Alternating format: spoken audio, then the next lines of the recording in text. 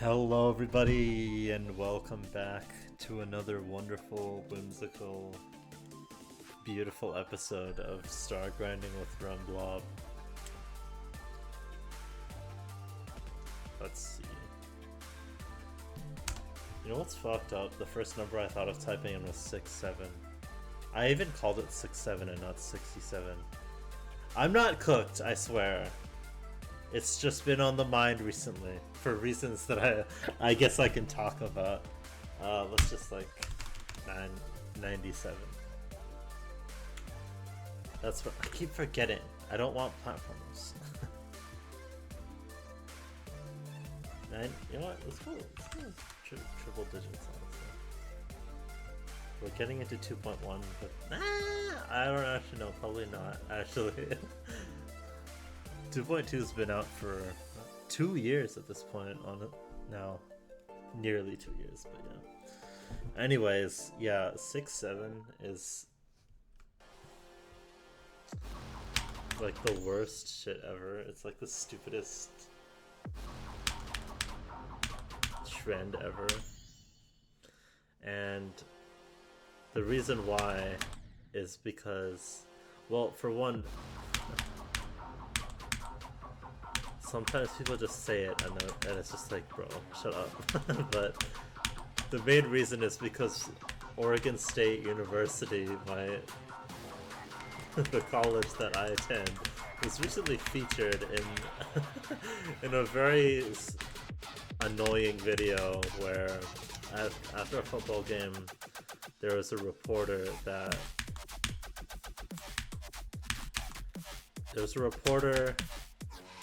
that was talking about the game and like the post-game analysis type stuff, and there was just like idiots in the background just screaming 6-7, and Voice Critical talked about it. So if you saw the video about people, that's my university. So not the greatest representation of the school I go to in on social media lately. But it is interesting because it's like 6-7, that meme is something that a lot of people compared it to the E meme, because it's just like there's no meaning to the number. It just caught on because it's like, not in my opinion, but to the opinion of like other people, it's fun to say. And like how E was, it's like E. But I think the main difference between stuff like 6-7 and stuff like E is like, there is probably stuff that's similar, but I feel like, especially nowadays, memes can be just used as a means to grift, to become a grifter. And like, there was literally this, I think the 6-7 kid, I should kill myself for knowing this information, but I think the 6-7 kid made like a crypto pump and dump thing, which is like, it's the least surprising thing ever. But like, E was, at least at the time that it was made, it wasn't like made into an NFT or like it didn't even like, it was just a meme. It was just a means of like connection between people in as a part of online culture, even though the actual meanings of the memes are pretty much the same and that they make no sense. There's like more of a purity in there's more of a purity in the memes of your did I use that word? But I don't know. But you know what I mean, right? And like, especially like Hawk Tua was a really big example of this, is how like you can say something and have it catch on, but like because meme virality, there's money in it now. People are intentionally trying to come up with stuff like this so that they can later make slop crypto stuff and like podcasts and like, you know, and it's just like it's just another part of the very long laundry list of occurrences that have people believing that we're cooked as a society. So that's fun.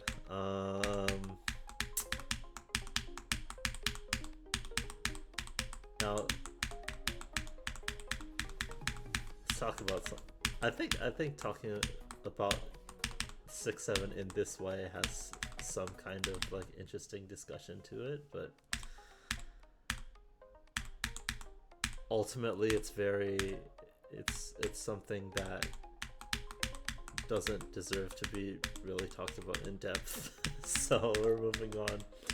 How am I doing? I'm doing pretty well. I'm still behind. I'm still behind. I actually, after the last episode,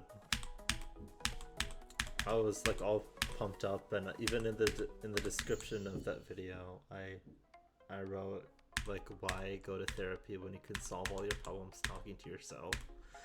And what's funny about that is,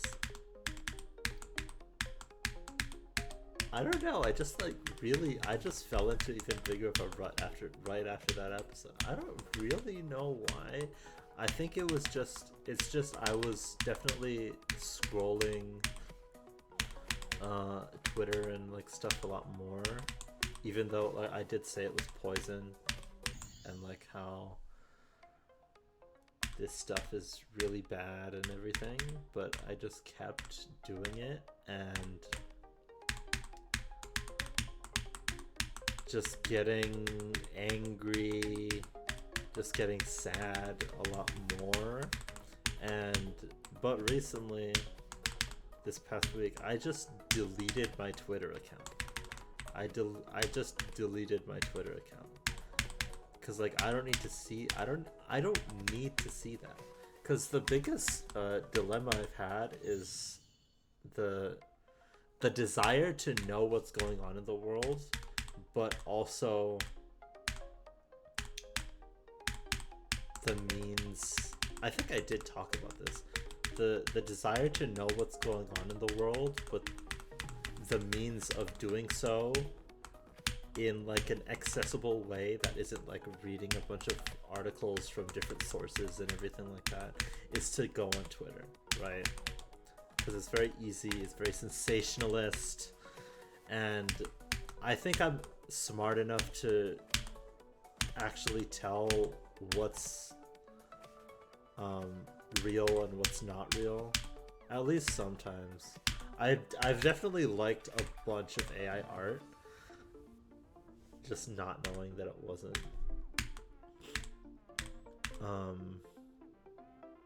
There's that aspect too, which is like, this is kind of a bad mentality, but like I want to look at cool art from people, cool VTuber art from people, but I also don't really want to accidentally support AI artists. And here's where the bad part comes in. I don't really want to go through the effort of looking at every single thing I see and really scrutinizing it to see if it's AI. I catch it sometimes, but like I don't catch it every time. And that, combined with like just being sad whenever I'm on Twitter and not being able to get off, was just like, just get rid of it, man. Like, just get rid of it. And another thing is, Streamer drama. There's been a lot of streamer drama lately that I've been um, that involve people that I'm interested in. You know, not just like, oh, this this streamer did something bad that I don't that I care about, but like not enough that like it's actually interesting for me to keep up with. But there's a political streamer. I'm sure everyone listening to this knows about him. Hassan Piker got into some drama because there's a clip that looked really bad that made it look like he shocked his dog with a shock collar. And there's a bunch of discourse about it, about people that about people that don't actually care about animals but care about dogpiling on Hassan. And I'm saying this even even in the reality that he did shock his dog. I think a lot of the people that are like don't actually care about the dog and just want, and that's just how it is with like political whatever. I'm not very interested in really diving into that. But if you really want to know what Remblobfish thinks about the issue, Hassan put out a video about how everyone was like making shit up essentially, and I believe him.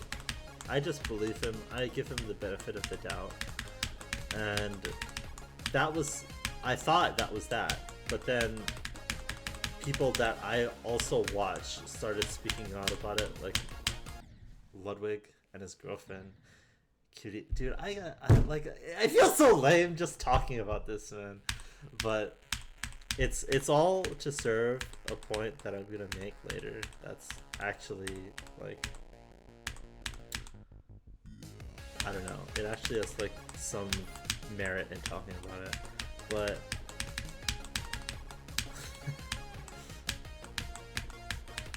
Ludwig is like, oh, I 100% think that this is a shock collar, but I'm not sure that he shocked it. And then like a bunch of Hassan fans got mad at him because they're like, oh, you're his friend, you shouldn't.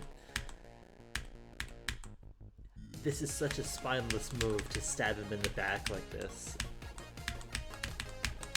But his girlfriend, who is a co-host of the podcast with Hassan, said that it was a shot caller, and I'm also inclined to believe her, but at the same time, I just don't know, and I don't care anymore. I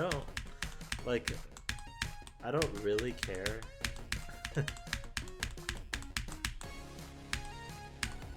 And I think it's normal. I think it's normal to say that I don't really care about this whole issue at the end of the day. But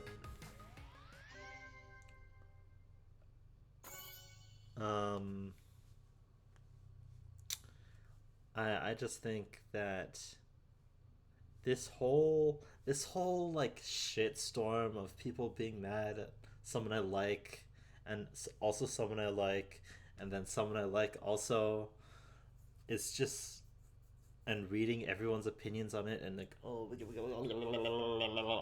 like this happened earlier with something that Ludwig did, where he did like a Mario Kart event where it's like you drink a lot of beer and play Mario Kart. It's not that hard to explain. It's not that hard of a concept to grasp.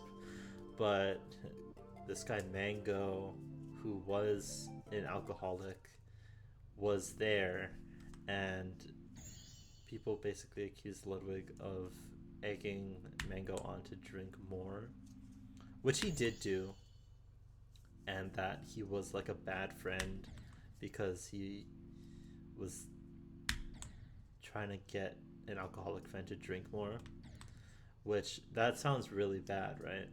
And it is. I'm not gonna deny that it is. It is bad that he did that, and Mango ended up like sexually harassing a bunch of female streamers at the event, which is like the main reason why people were mad. So people are more mad at Mango, but they're also mad at Ludwig because he like basically enabled him. And I think that's it's fine to be mad at him about it. I think he did fuck up in some way. But the main problem is that people were really, really, really mad at Ludwig, almost more than they were mad at Mango.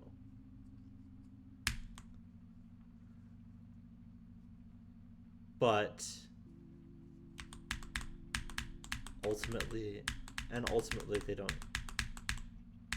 really care about Mango, right? They just care about like Ludwig has a lot of haters. Shout out Mega if you're watching this. But it's like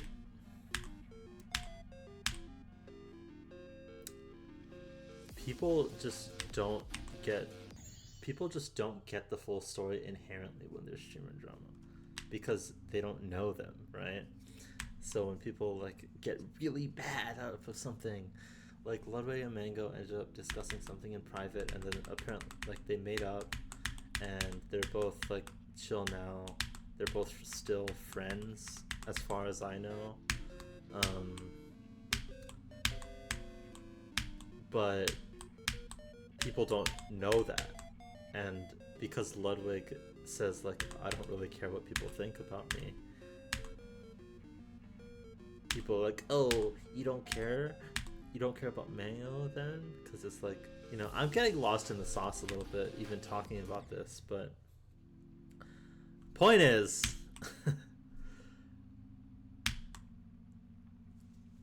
reading about all of this stuff, instead of just looking at what Ludwig is as a person and like what I think of him as a person and getting my opinion based off of that, instead of doing that, reading a bunch of people that aren't fans and aren't fans of these people try to like dog on him and stuff, it's just like, it's just a waste of time. It's just a waste of time to really get into this streamer drama.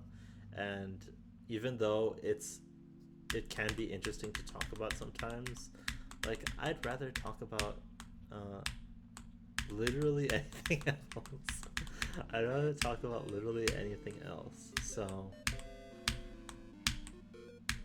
it's just like, I don't know. It's basically I've taken a step back from like doing really anything. I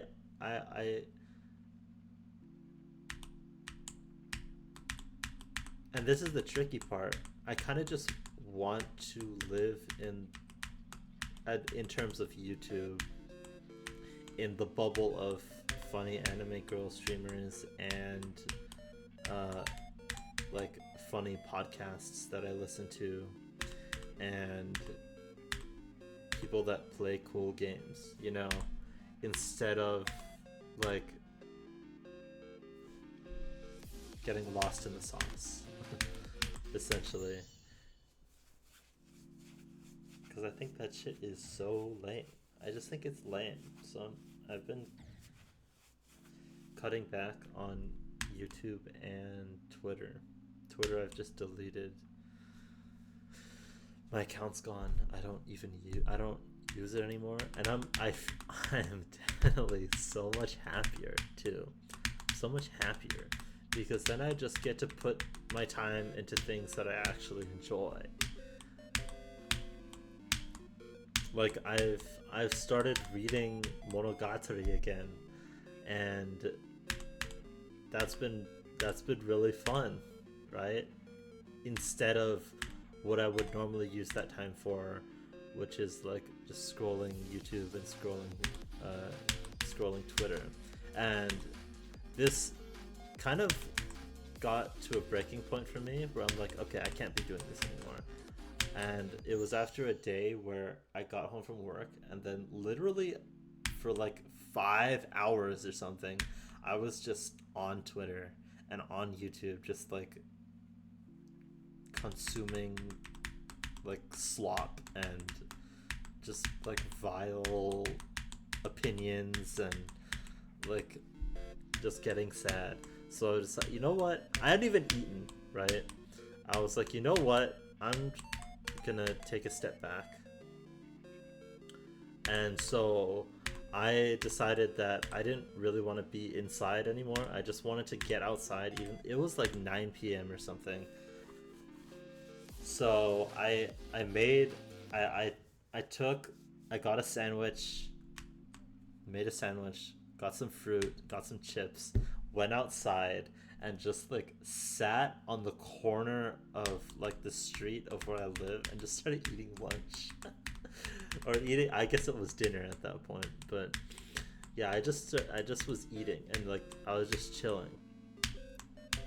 And it was really nice. And what ended up happening was this guy like walked by me, and obviously if you see someone eating a sandwich at night just on the corner of a street, you're gonna be like, is that person okay? And so the guy, another student just like came up to me and was like, hey, you okay? And we just had like a conversation, like, and it wasn't like a deep conversation about life or anything. Like he just stopped and talked to me for like 10 minutes, like 20 minutes or something. And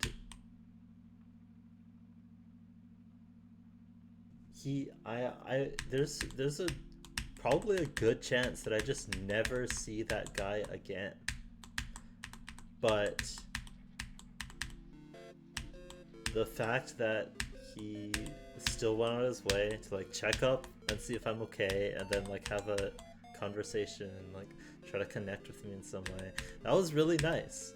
And that was kind of my awakening of like, okay, I just gotta get rid of this shit, man. I just gotta get rid of Twitter and stop scrolling YouTube as much. And I've been a lot happier as a result. I've just been discovering more things that I like, and I think that's been really cool.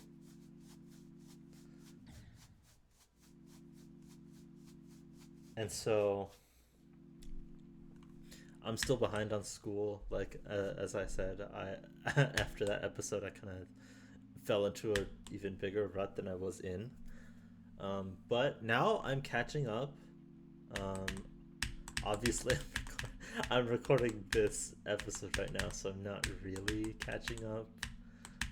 I'm not catching up right now, but overall I'm catching up on work that I've done and work that I still need to do and classes that I need to catch up on lectures for and stuff. And I've been enjoying life a lot more. Even the work part of it. Like right now I'm recording this on my like gamer PC setup, obviously, but I unplugged one of the monitors for it and I'm now using it in another setup in my living room. I made a setup for desk for like schoolwork, and I think that really helped me. I also like spent some time kind of decorating it as well, like, and I've never done that before, but it was really nice. It was really fun to do that, and I think I'm definitely a lot more productive that way. So like I've just been making changes in my life that are like good for me, and I think, and that's sick.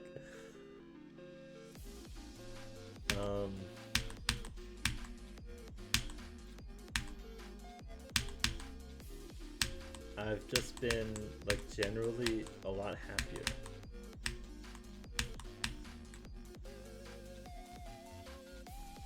So yeah, that's kind of where I'm at.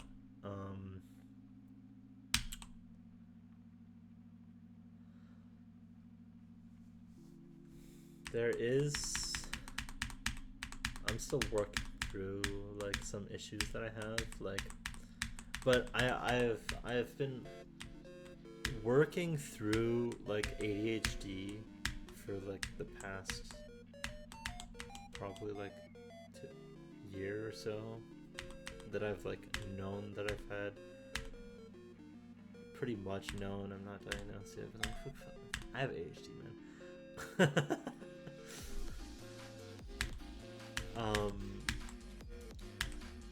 I've known and have worked towards trying to like work with my ADHD for the past year, and I finally think I'm actually succeeding in figuring out what my strengths are and what I'm really bad at. Like, something that's really held me up is I have the religion class and that I'm taking, and it has a lot of reading and it has a lot of writing, and the reading part is also, I'm kind of bad with reading. Like, I have to I can't just look at a page and then understand what's going on. I have to really like read sentences over and over again before I really understand what's going on. And when it comes to abstract concepts like religion and like how we define religion and stuff, that can be really hard to understand for me, instead of like concepts like math. Like, when I read a math textbook for like my other classes that I have, that's easier for me because I can look at something that's like objective, and then trying to understand this objective concept is a lot easier than for me to understand a more abstract concept. Even though math can be very abstract, but even in that abstractivity, is that a word? I don't know if that's a word, but even in that abstractivity, there's like a clearly defined rule set that you follow, and once you comprehend those rules, then you start to understand the bigger picture. But with something like religion, it's hard because they use a lot of big words as well. It's not just and I guess like notation, math notation are like the big words of that subject, but with religion and stuff like that, they use a lot of big words that like I kind of know the reason of, but it just takes a lot longer for me to really comprehend what they're trying, the idea that they're trying to get across. And even though I think it really interests me, I do have a hard time with it. And it's been just kind of accepting that part of me that's been hard. But I've been on days recently where I've kind of felt brain rotted. I've fallen back into, I think is a good way of describing it, self-help stuff, and not like the slop self-help stuff, like actually helpful self-help stuff like Dr. K. And I recently started getting back into this is like the ultimate guy, that's the ultimate like self-help guy, this guy David Goggins, who's like this guy that was at one point like 300 pounds and had like a dead-end job and basically no life, but now he's like one of the, like, regarded as like the toughest guy in the world. He runs ultra marathons a bunch, and like he speaks a lot about like being tough and staying hard and all the all that stuff. And it that does seem very like, on with that surface level description, it does seem very icky, self-help, like you gotta man up and be tough. But that's not what he's saying. It's more like genuine in that, like, he knows what it's like for your life to suck. And like he also has ADHD too. So he knows what it's like to have trouble in school. And like he was even like illiterate at a very old age too.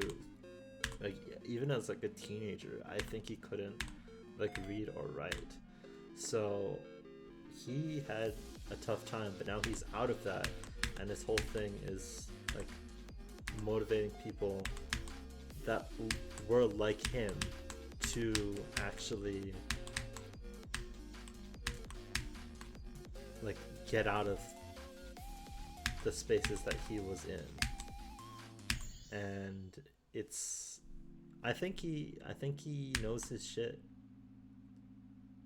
And but what I'm really getting at is he talked about how he studies, which was really interesting to me, where he basically acknowledged to himself that he's like, I suck at this, but I'm gonna do it, and if I have to read one page 1,000 times, then I will.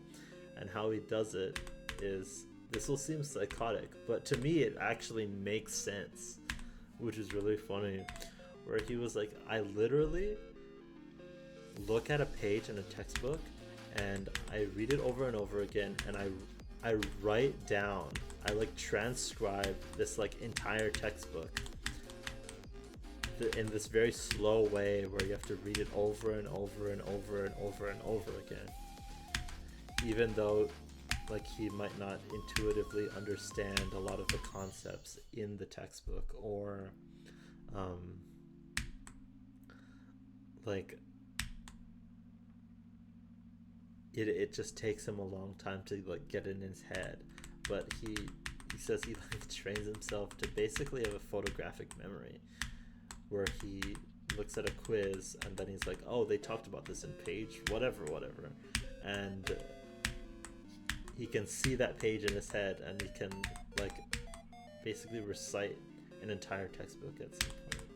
And this scene, I feel like this would seem psychotic to normal people, but to me, I'm like, you know what? I have trouble with this too, where I have to read a sentence over and over again.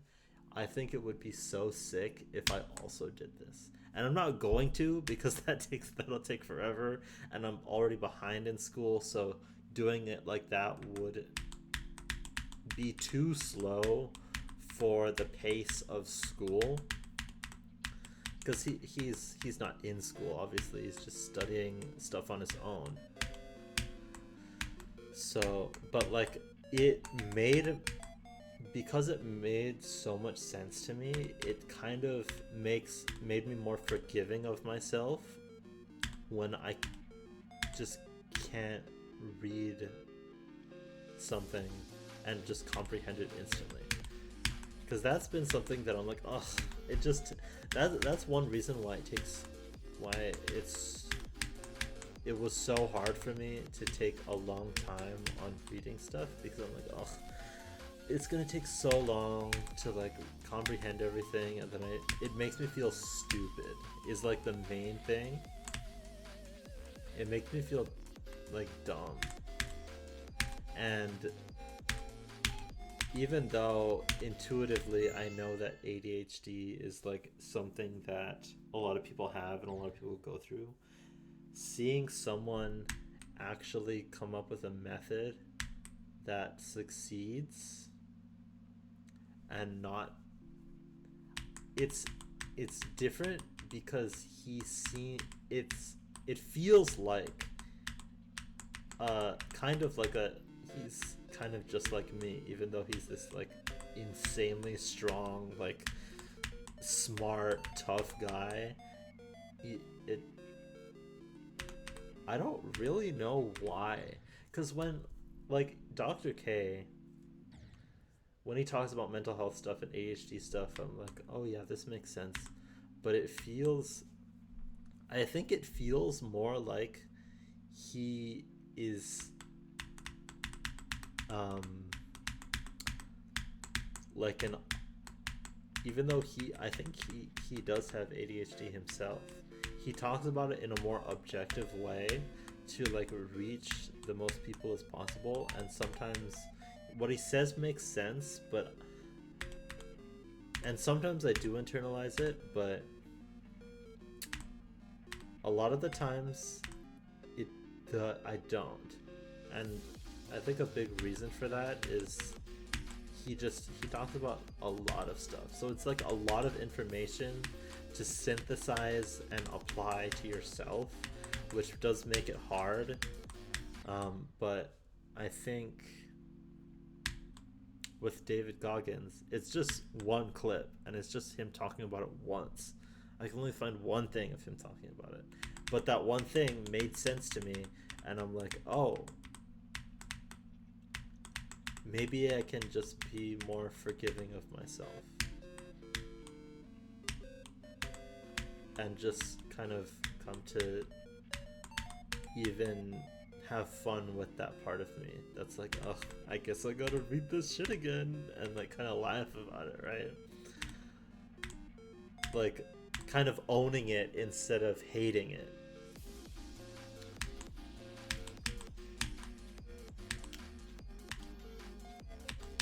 So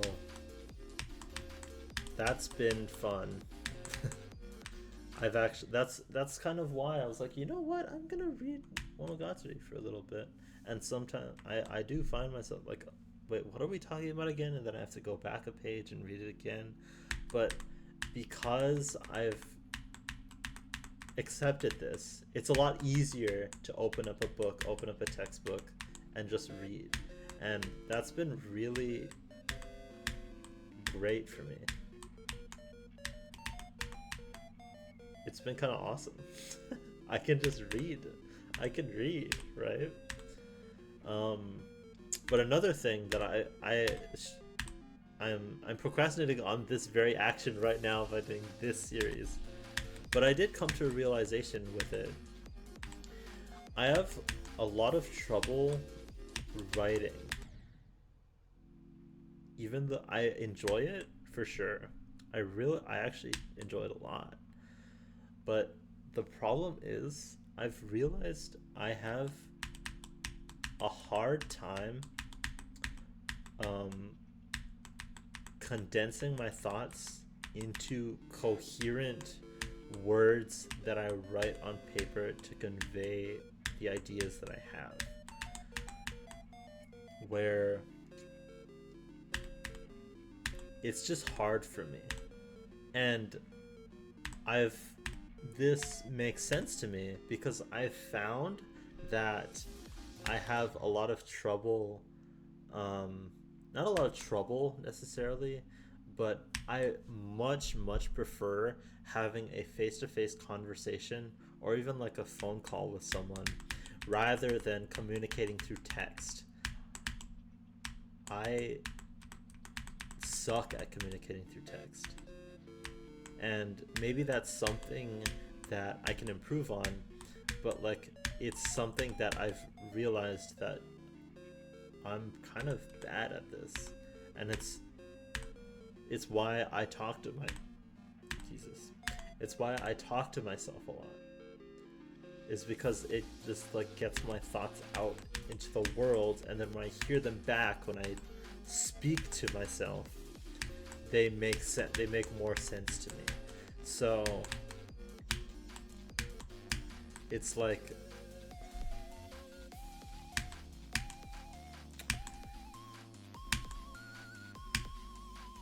it's made me, and I want to try this out.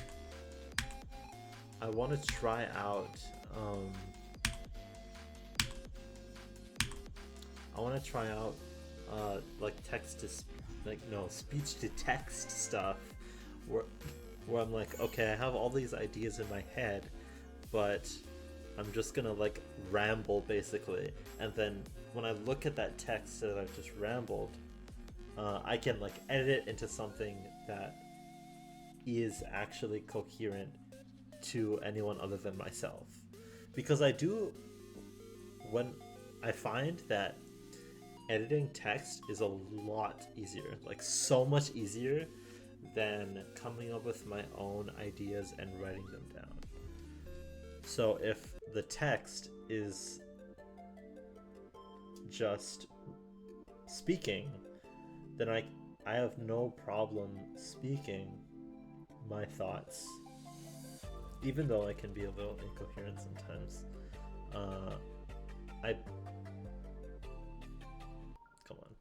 I basically have no problem with it, and I have much less of a problem with it than I do with like writing my thoughts out.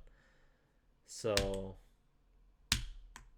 and it's also why I've kind of stopped. I have an account for a music reviewing site, album of the year, and also have a letterboxd for movies. I've kind of stopped reviewing stuff because I just find it hard to put into words why I like a certain thing a lot of the time. And I, even though I can like say, even though I can say them, it's because my thoughts are like jumbled around a bunch. I think it's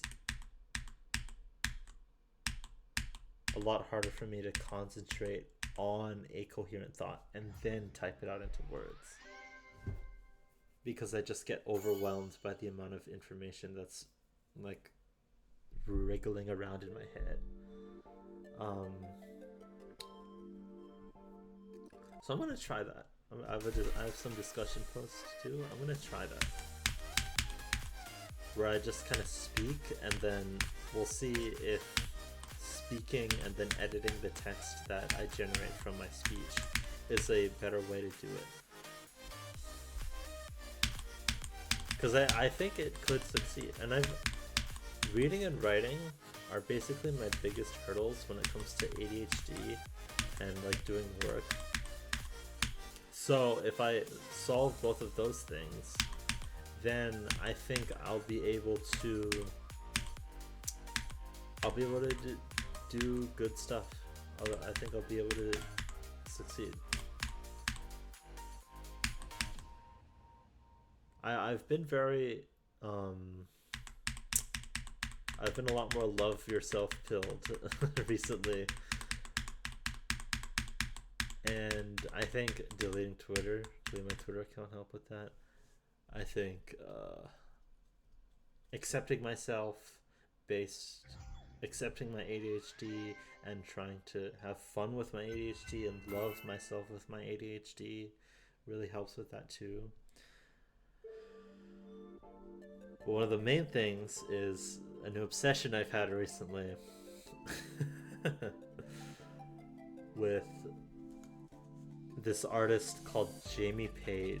Her name is JamieP, and she's a Vocaloid producer, but also sings in her songs, so she's not exclusively Vocaloid. But basically, her music is like, it's the first artist that I've really listened to that I can say that I can really, really identify with, like on a spiritual level almost. And I don't really know why. I think a lot of it is because I just really like the music. The music is really good, but like the lyrics are this kind of like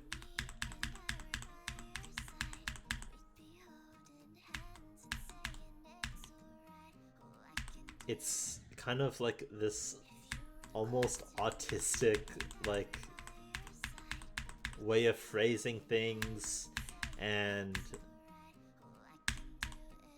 the amount of positive energy that comes from the music in addition to that is just, I just really like it. And a lot of songs, there's a lot of songs that I've listened to that tackle like depression and suicidal thoughts and everything, but I feel like this artist is the only one that has really been, that I've listened to, that is like, oh my god, she's actually, I actually just identify with this so much, and I feel seen by this so much.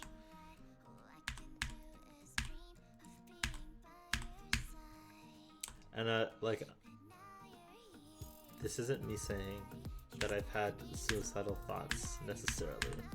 I've never had that before. I've never thought about killing myself before. But in my darkest moments, I have thought about how if there was a button that I could press where I basically cease to exist. So I'm basically killing myself, but there's a button that I could press that would allow me to basically kill myself, but it's more of like a cease to exist and also never existed type of thing, where it's like, if I never existed, would I be less of a burden on people? Which is, it's heavy. It is heavy for sure, but it was never like, there was never a chance in my life that I even considered killing myself, because I obviously know that that comes with a lot more repercussions than me dying, right? Like, my family, I basically ruined, like, not ruin, I think it would ruin like a bunch of people's lives potentially forever. But the idea of like wanting to just disappear has crossed my mind a lot, and it,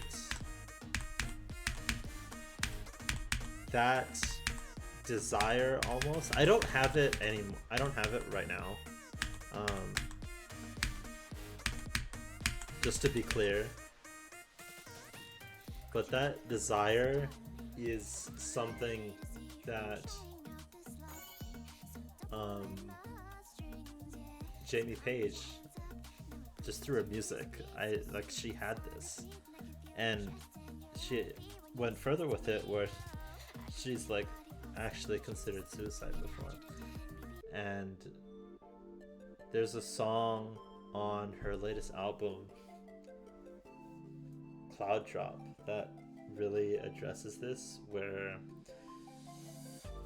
it's like about her like considering driving off a cliff every day when she's like driving home, or like when she's just driving, and it's, the whole song's about what made her like turn around and not do it. And I think that resonates with me a lot. And also, another aspect of the album that I really like is it's about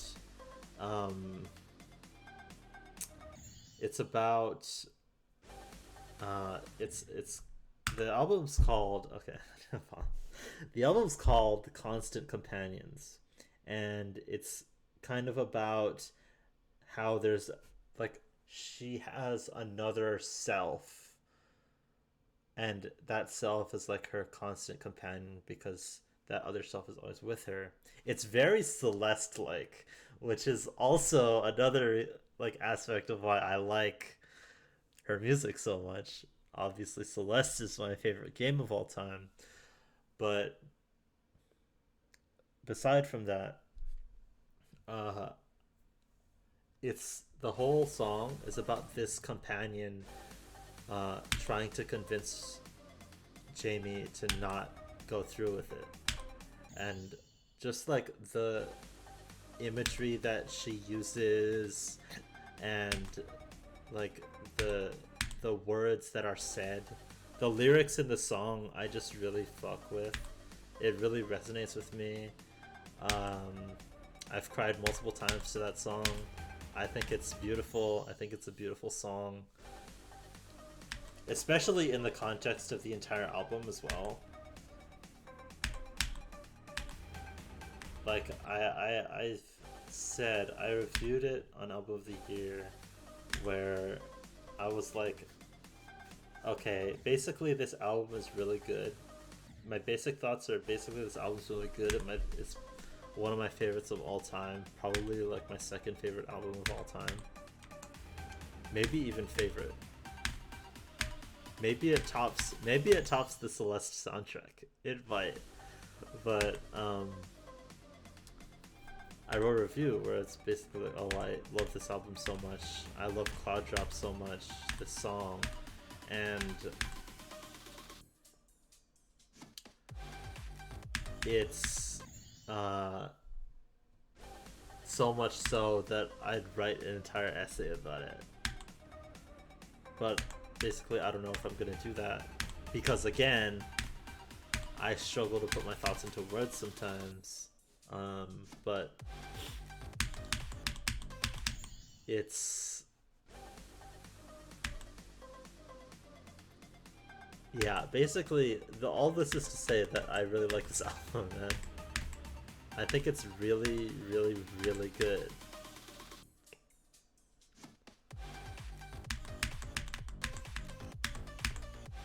And it's my new obsession. I'm obsessed with Jamie Page a little bit.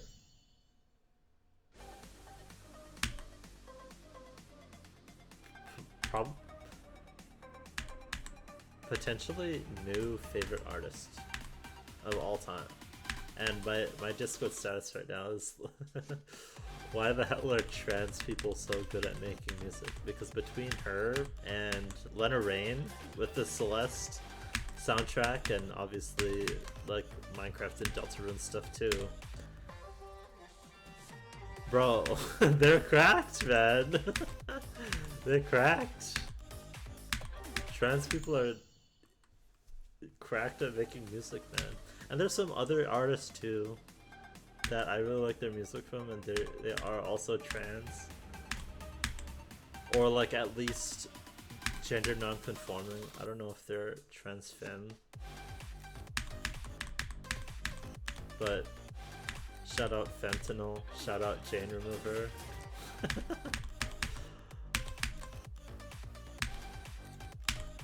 Like, I don't know what it is. Trans people, like, they just make really good shit. At least really good shit that connects with me on a like spiritual level, especially with Jamie Page and the Celeste stuff, which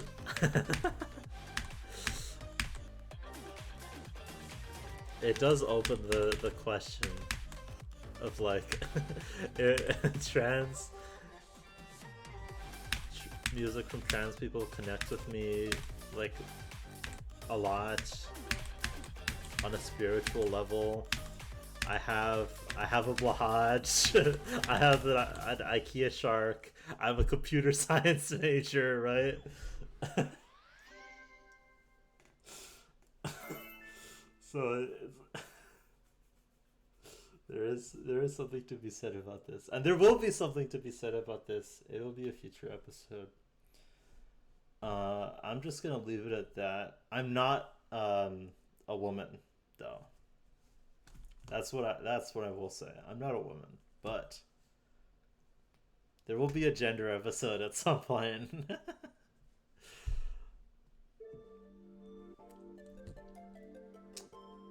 But yeah, that's basically what's been going on in my days since the last episode. I think I had a really... I think I've had... I think I've grown a lot in this trip so far.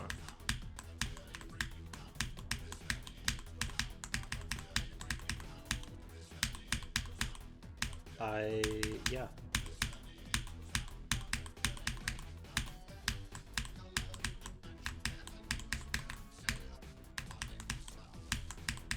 Basically, I mean, I don't really know what else to talk about. This is the last level, and it's a sight readable level that I'm probably gonna beat first try. So, you know what? Episode's basically over, so not much else I can really talk about. Yeah, right there. But yeah, this was a good episode. I think I got lost in the sauce a little bit. I probably won't ever talk about drama ever again. It just sucks to talk about. I just feel so lame talking about it. And it's like actually lame too. It's not like VTubers where I'm just self-conscious about liking them. It's just actually lame. So not really something that I'm gonna vibe with going forward. So expect a lot more talking about VTubers, but